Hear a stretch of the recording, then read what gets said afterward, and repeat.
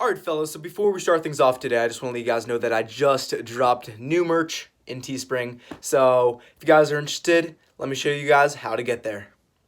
Alright fellas, so here we are, we're getting into Teespring right now. So here I have t-shirts, long sleeve shirts, tank tops, even a tote bag. So I have my merch here, t-shirts, of course. I got them pretty good prices. We got high quality t-shirts, the black ones, and not the best quality, but still nice quality t-shirts for the white ones. Alright, so if you guys are interested in purchasing them, the link is in the description. And you know what? Thank you guys so much, and let's move on to the video. Oh my god! Oh my god! Oh god, fish! Fish! Fish! Fish. First one of the day. What is going on, guys? We're back with another video. I hope the audio is okay. Hope you guys are having a good day. Now today we will be doing, I'm not really doing much actually. I'm explaining some cool tips and stuff about the spawning season for bass. I've been catching, rather good sized bass recently.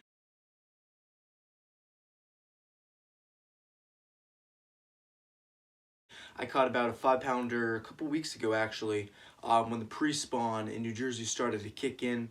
Here in New Jersey the weather's been kind of weird recently. It's been, I don't know, I guess you could say global warming's been kind of impacting us a lot recently. We've had averages through the past week or two to be like 60 degrees. I believe a couple of days ago it got up to 81 degrees in full sun. That day was amazing. I caught a few bass that day, a few pickerel as well. I've been catching more and more pickerel this year just because I've been catching more and more bass. Those pickerel are just really annoying sometimes when you're trying to catch those bass. You get those little 1-pounders that are just ruining your crankbait. You're leaving marks on it, and they leave off a bad odor on them. But we're focusing on spawning time. So guys, if you do not know this, or if you guys are familiar, if you guys do not know this, or you're not familiar with largemouth bass, I don't know about smallmouth or spotted bass or any other type of bass, but largemouth bass, this time of the year is the #1 time of the year where you want to catch them fish. Pre-spawn, spawn, and post-spawn. There are 3 stages of spawning season for bass. Typically, you will find your biggest bass caught right in between the pre-spawn stage and spawning stage.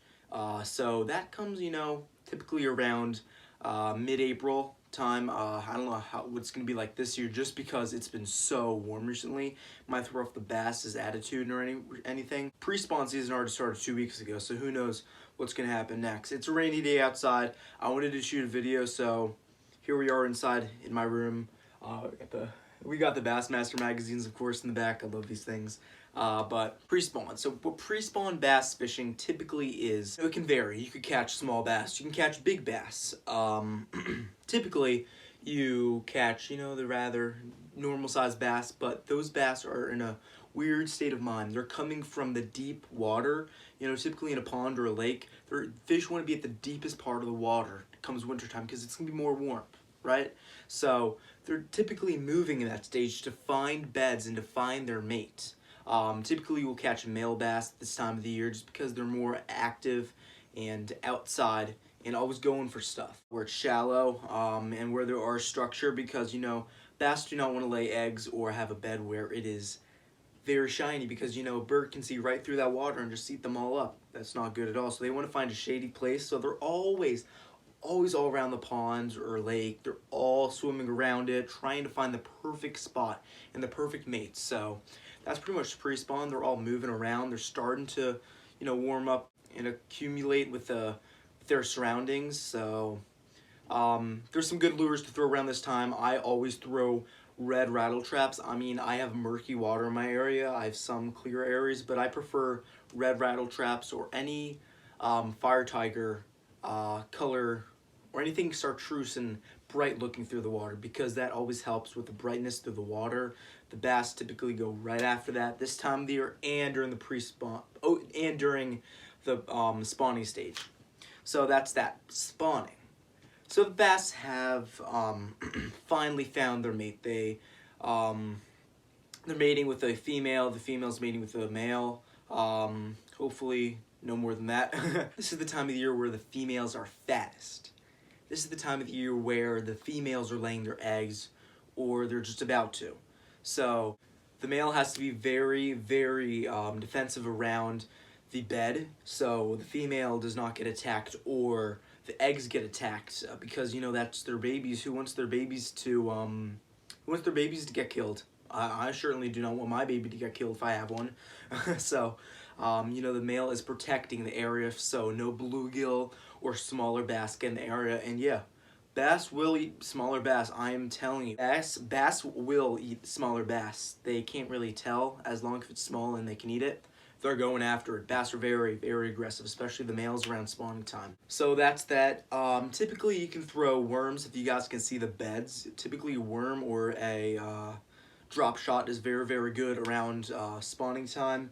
Also, lipless crankbaits throughout spawning and pre-spawn are the #1. Rattle traps, that's my GoPro. Rattle traps or lipless crankbaits, they work very, very well. Crankbaits as well, but I find that in pre-spawn or spawning season, a lot of the time when you can see a bed with a bass in it, Senkos work very, very well. Drop shots work very well. Probably little jigs and stuff, they probably work as well. You can throw a jig all year round pretty much, those always work. Spinner baits too, those always work. Anything that's flashy, that moves, that is clear around the bed, you guys are all set that way, because the bass will go right after that, even if it's 20 feet away. Alright guys, so post-spawn. So pretty much the females have left the bed. They're gone. They're gone. They're off on their own. They're all set. They're getting ready to eat more food, because this is the time of the year where females are really hungry, because, you know, you've been laying eggs, you've been sitting all winter long, you have not done much, so females are out eating bait and everything. So a lot of the times when you see bait being moved up its surface and stuff, that's those big females trying to get to them. So that is a very good opportunity if you guys see any bait moving around, you know, May, April, June, sometime around there, guys. Whenever the bass are done spawning, that's a very, very good time to go catch the fish. And the males are left with the fry, the small baby bass. You guys might be calling them minnows or anything. They're actually not. They're actually called fry, believe it or not. Little baby fish that are almost developed completely enough. But the males have to stay there and defend them, so no bluegills again don't get them, because that would really suck. So the bass stay there in the beds. The females are off on their own, and the males are protecting the little fry. So the males are very, very aggressive this time of the year, but again, really good baits that can be used are lipless crankbaits, Senkos, again, drop shots, but another very, very good lure that can be worked very, very well this time of the year are chatterbaits. Chatterbaits, blade baits sometimes.